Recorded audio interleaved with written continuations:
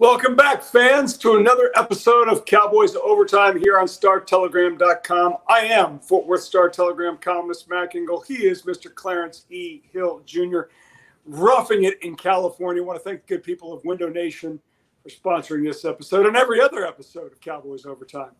Clarence, you're back in California. I know you were a short-timer now. I just want to give you the heads up. It's a little warm.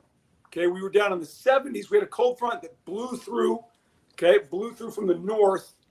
And we had a cold front that settled into Dallas-Fort Worth for about 2 days. Brought temperatures, the high temperatures, brought down to the mid-90s.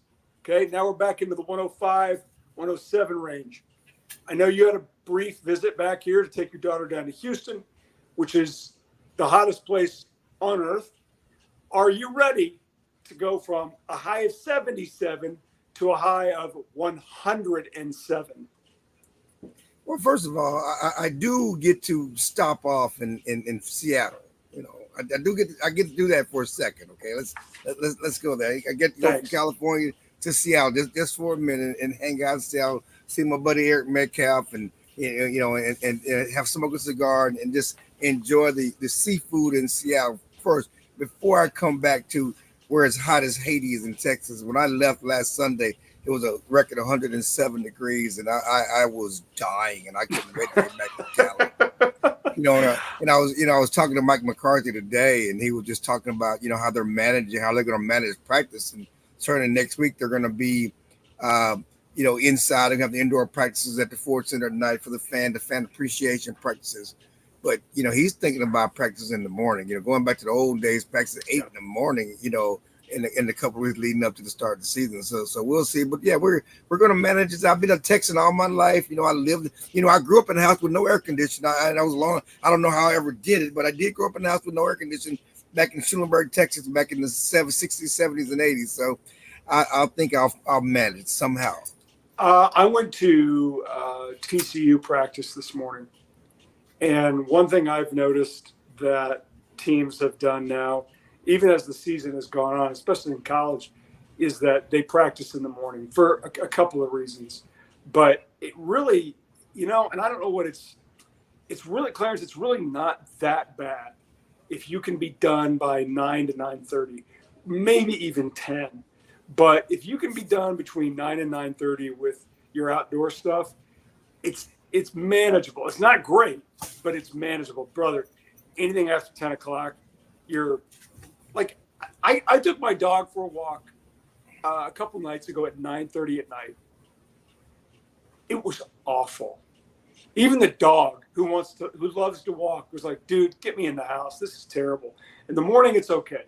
So I think if he's really serious about that, about practice in the morning, and he wants to get outside, it's not that bad. It still sucks.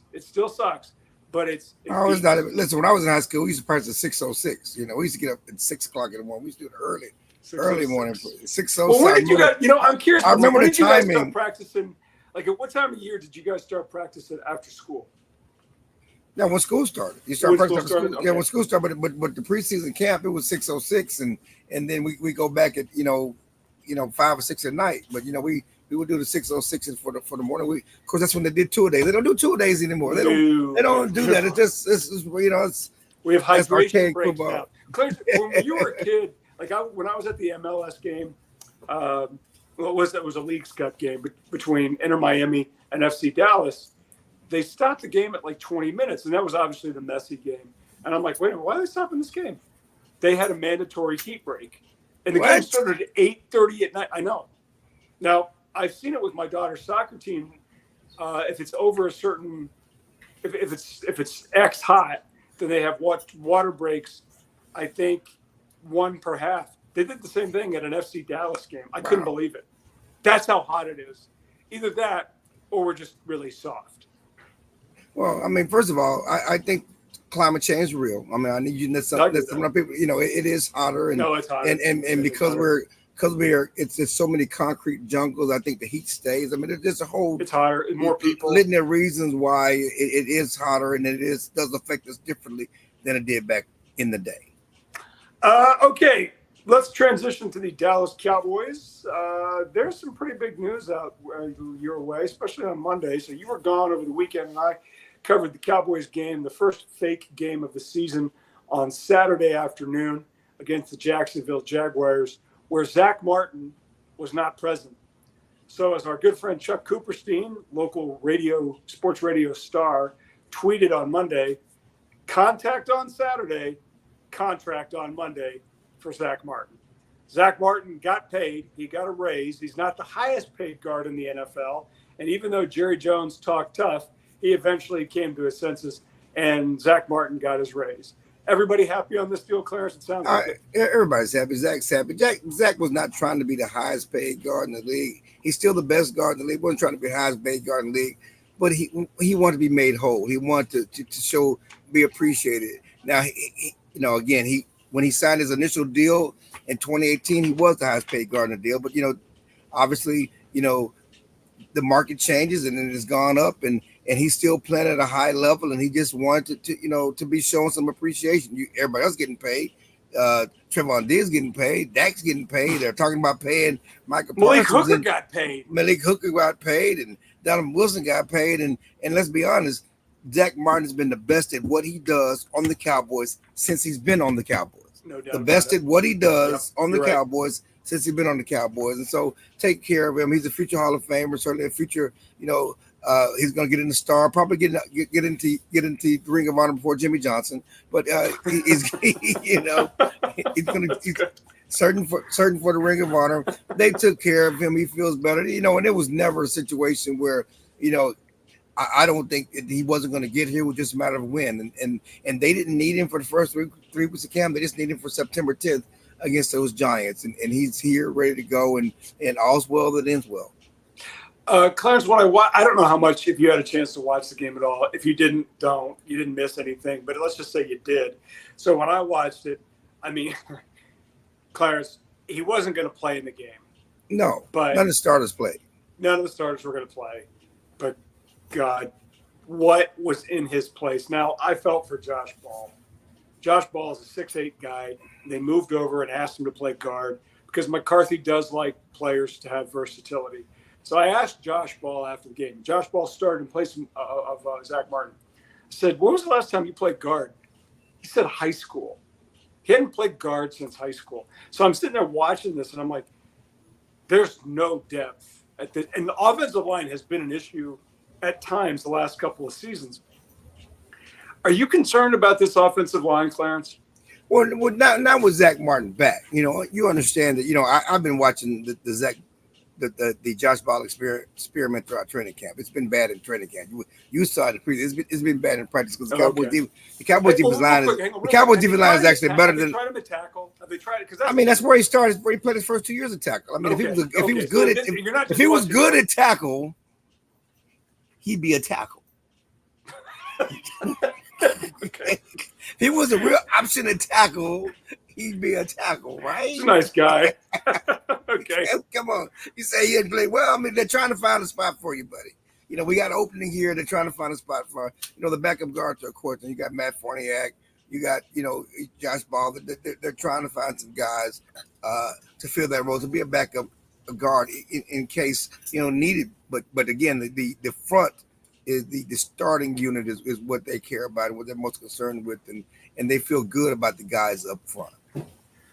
Well, one other player they should feel really good about is their sixth round draft pick from Kansas State, who stands all of 5'5". I'm talking about Deuce Vaughn, maybe one of the funnest, most charming stories from the draft day or the NFL draft, because his dad made the phone call. His dad's a longtime Cowboy scout. Dad made the phone call and said, "Son, you want to come to work with me?" And it was so neat to watch that. So now Deuce is on the team, and he's trying to make the 53-man roster. And if you watch the game on Saturday, not the preseason, I'm talking about highlights from camp. I'm talking about the preseason game on Saturday.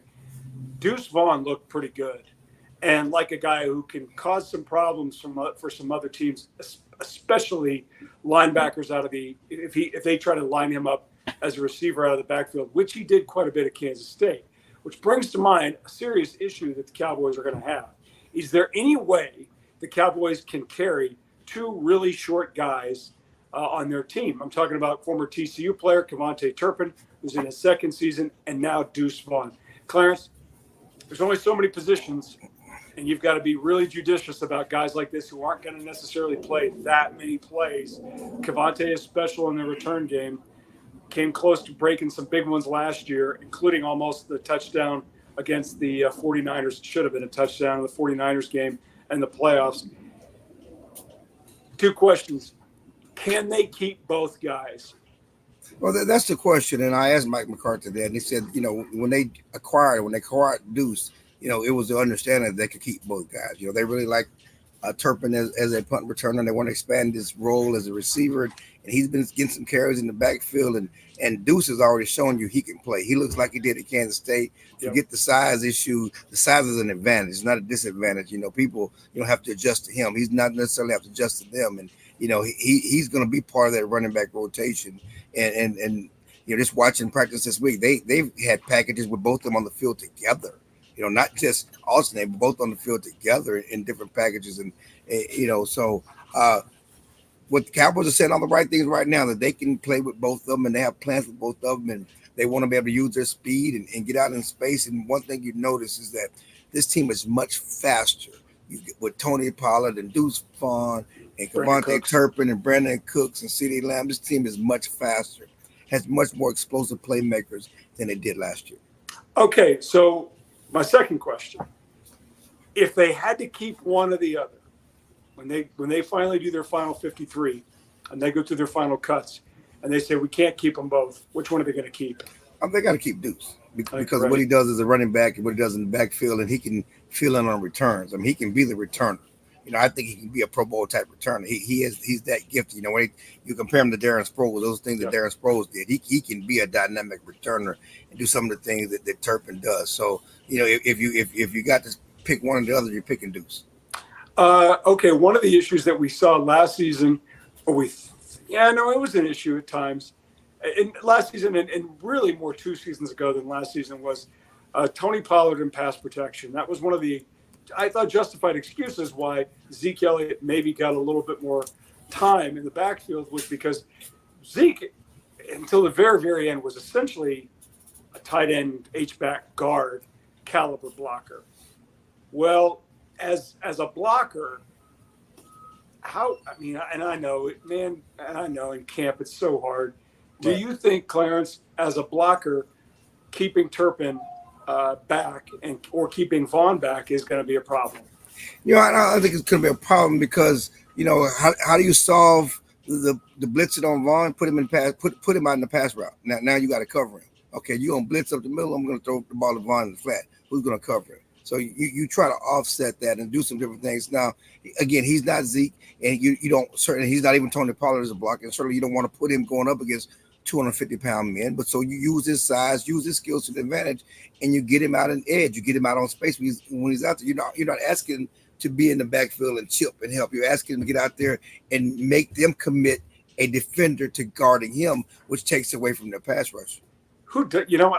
I saw him play twice last season because Kansas State played TCU twice. I went to both games, and Kansas State scored on TCU. Of course, a lot of teams scored on TCU, but except Texas. That's right. Everybody but Texas. Makes no sense. Their offense scored 3 points. Makes no sense. Still makes no sense. But Clarence, from a schematic, I know this is in the weeds on football, but who does cover? What defender covers Deuce Vaughn?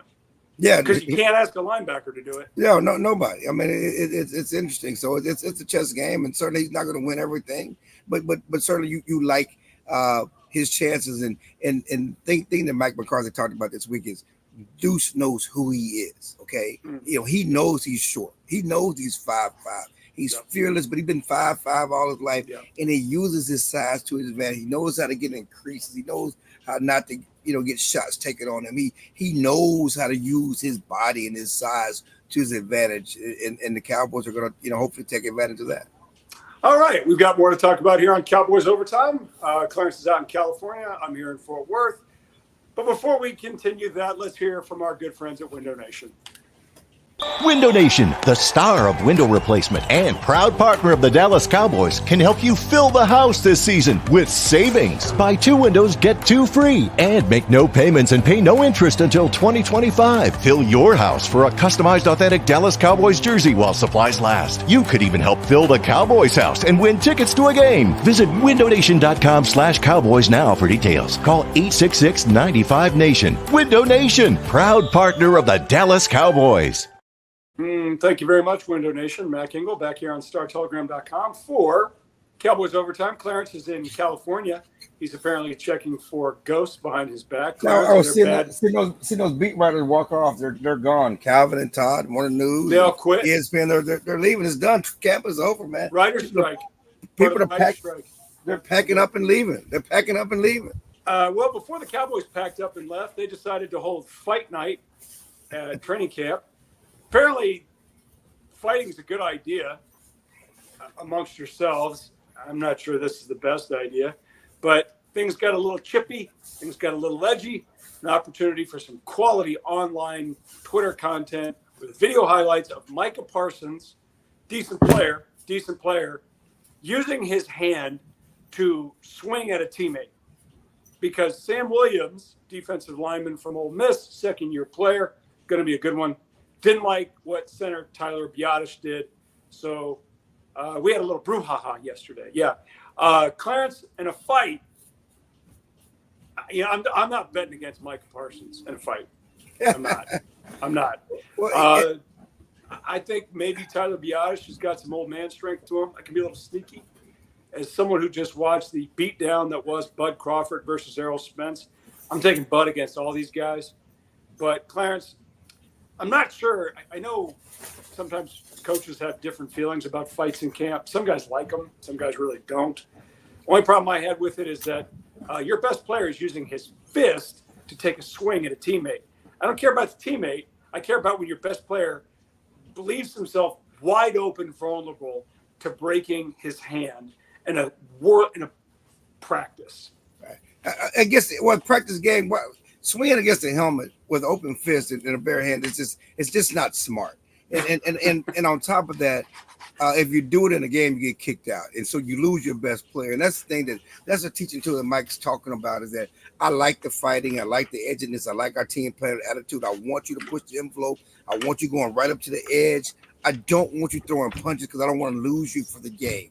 Yeah, and that's where it went too far. But from a feistiness standpoint, from edgy standpoint, they loved it. It was really the first fight in camp. But it showed you the competitiveness. We've seen the stories talking about the viral story of the trash talking with Dak and Trevon Diggs, and it's been going like this throughout camp, the offense and the defense. The good news here is that there was a time when the defense was a bunch of pansies. Okay, let's be honest. They were the weak link. The offense, going back to Romo days, and the Cowboys defense was always the suspect part of this team. It was the wow. Look at you calling out Wade Phillips. No, not that far back. But you know what I'm saying? That was his no, defense. not that far back. Stop the drama. But for years we've talked. But no, just going back to 14, 15. Really under Jason Garrett, the defense has been the weak part. The offense has been carried.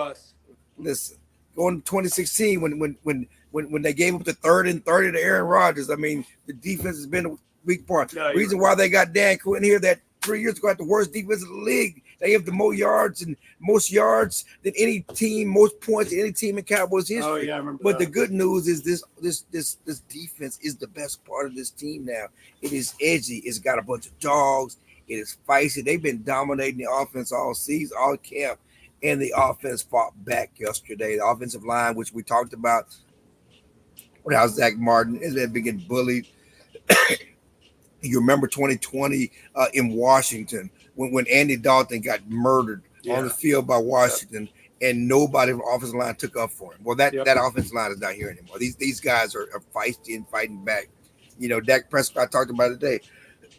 We're not nobody's little brother, on offense either. And so you like that attitude, you like that edge from this football team, and so that's the positive that came out of that. All right, you're right there. Yes. Okay.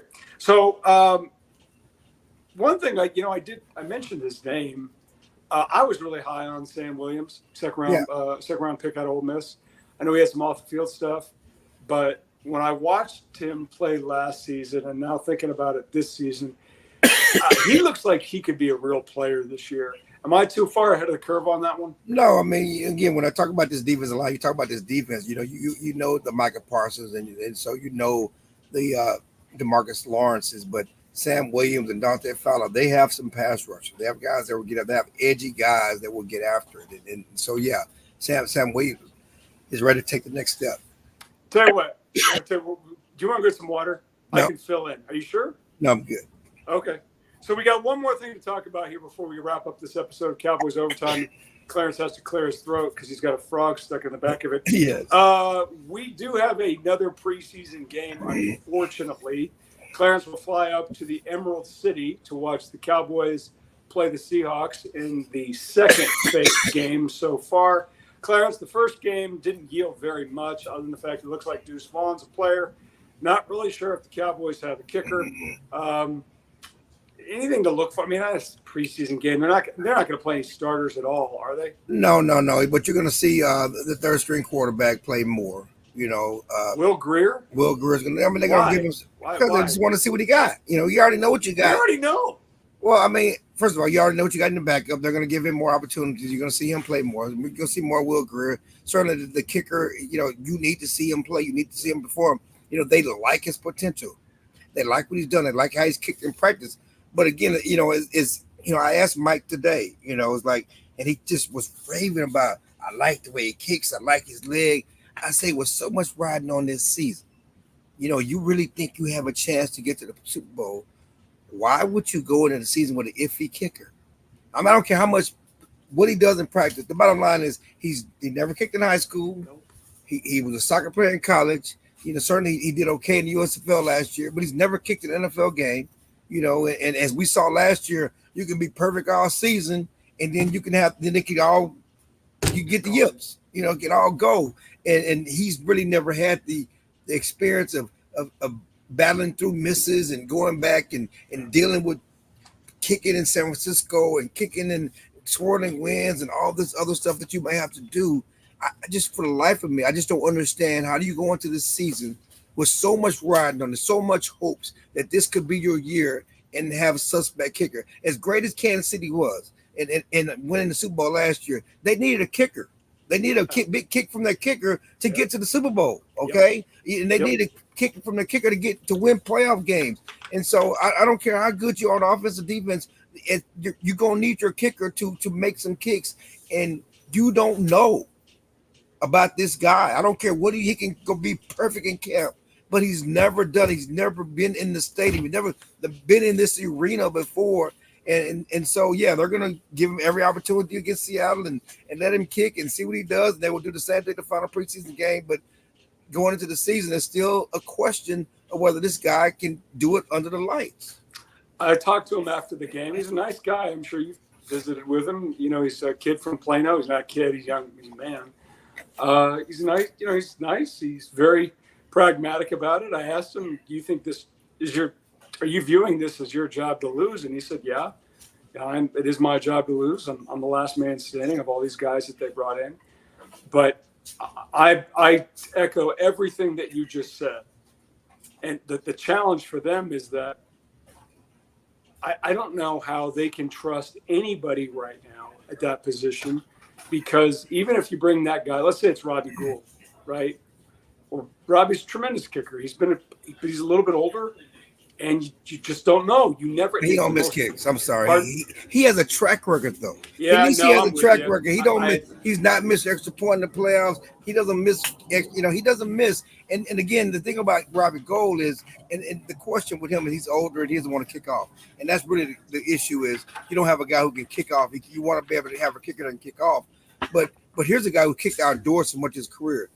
As good as he's been outdoors, as good as he was in San Francisco in those wins in San Francisco, how great would he be at AT&T Stadium? I hear you. Kicking for the majority of his game. I can't argue with that because it is one of the most baffling, frustrating elements to how the Cowboys put together a team. I know they haven't gone to a Super Bowl. I know they haven't gone to an NFC title game, but really for the last 10, 12 years, Cowboys have been pretty good. Now they clearly have failed in January, but they haven't failed in January because of a kicker. They had Dan Bailey for a long time, whom they drafted from Oklahoma State, and they hit on him. Well, then he got injured, and they moved on. And then they kind of just sort of hoped and guessed. And Brett Maher worked out really, really well last season until the end when he just got the yips.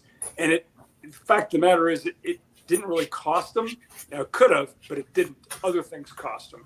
But this is the one. I'm like, why are you doing this? And it drives me crazy because if you look at how close these games are, you're going to need the guy. You just are. And I know I'm like you. You want to see it work out. He's a nice guy and all that good stuff. But I'm like, you're going to trust this guy. You've got this good team, and you're going to put it on this guy's right toe, and you have no idea what he's going to do. None. Yeah, he was drafted by an MLS team. That's great. And this says, and I wrote it the other day, this is the most Gil Brandt thing I've seen in a long time this team do. And when those things hit, man, you look smart. But, man, if they miss on this one, they're all going to look stupid. All of them. The head coach, Will McClay, Steven, Jerry, Charlotte, Jerry Jr., Rowdy, all of them. Because you shortchanged this position because you really don't know what the hell you're doing about this thing. And you went on the cheap route hoping it's going to work out. Well, you better pray this works out because if it doesn't, you got 53 guys looking at you saying, why would you do this to us? No, Dex will get all the blame. I mean, think I'm blaming. That's true. That's true to me as well. Dex, not good enough. We didn't even talk about his interceptions this week in training camp. All right. Clarence, have a great flight. I'll do what I can about the weather down here. I'll try to bring it down to 107 to 103. Enjoy Seattle. For all of your Cowboys coverage needs, be sure to follow Clarence and myself on StarTelegram.com. We'll see you next time on Cowboys Overtime.